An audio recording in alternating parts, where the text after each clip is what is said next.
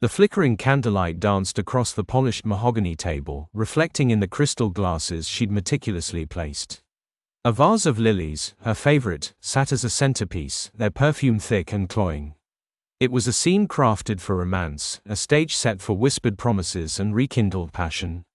"It was all for me," she said. "A celebration of our 10th anniversary." But as I stood in the doorway, the carefully constructed illusion shattered. My hand, still clutching the crumpled note I'd found tucked into my jacket pocket, trembled.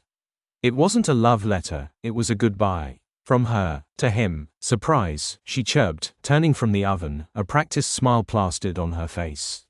The smile faltered. My face, etched with a grief so profound it felt like a physical wound, must have betrayed me. The note, her betrayal, was a gaping hole ripped through the fabric of my life.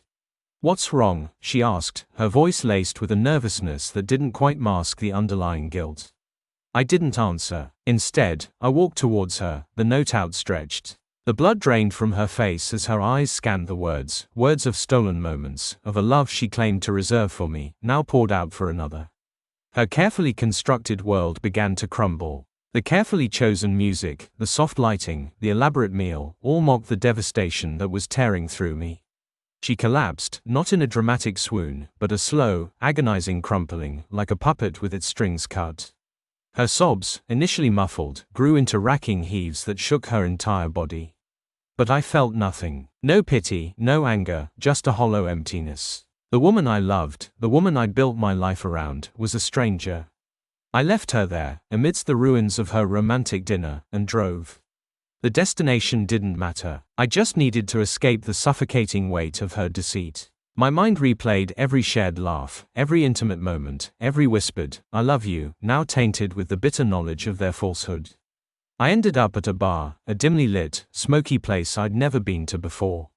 The anonymity was a comfort. I drank, not to forget, but to numb the pain.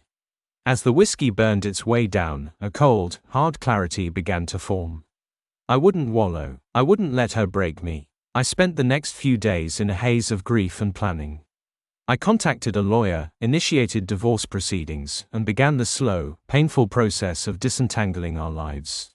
But there was one loose end I needed to tie up. Him. I tracked him down easily enough. Social media, it turned out, was a cheater's best friend and worst enemy. He was a colleague from her office, a slick, overly confident type with a smile that now made my stomach churn. I found him at a trendy restaurant, lunching with a group of colleagues. I walked up to their table, the silence of my approach amplifying the tension. His smile froze as he recognized me. "Enjoying your lunch?" I asked, my voice low and controlled. He stammered, his eyes darting nervously around the table. His colleagues, sensing the charged atmosphere, fell silent. I didn't raise my voice, didn't make a scene. I simply laid out the facts, calmly and clearly, for all to hear. I detailed their affair, her lies, the devastation she'd wrought. I watched as the blood drained from his face, as his colleagues' expressions shifted from amusement to disgust. His carefully constructed image, the charming, successful businessman, crumbled before my eyes. "You've destroyed my marriage," I said, my voice finally cracking with emotion. "And now, I'm going to destroy yours." I left him there, the silence ringing in my ears, his reputation in tatters, his world collapsing around him just as mine had. It wasn't enough to erase the pain, but it was a start. The divorce was messy, protracted, and emotionally draining. She pleaded, begged for forgiveness, claimed it was a mistake, a moment of weakness. But her words were hollow, meaningless. The damage was done. I sold the house, the symbol of our shattered dreams, and moved across the country.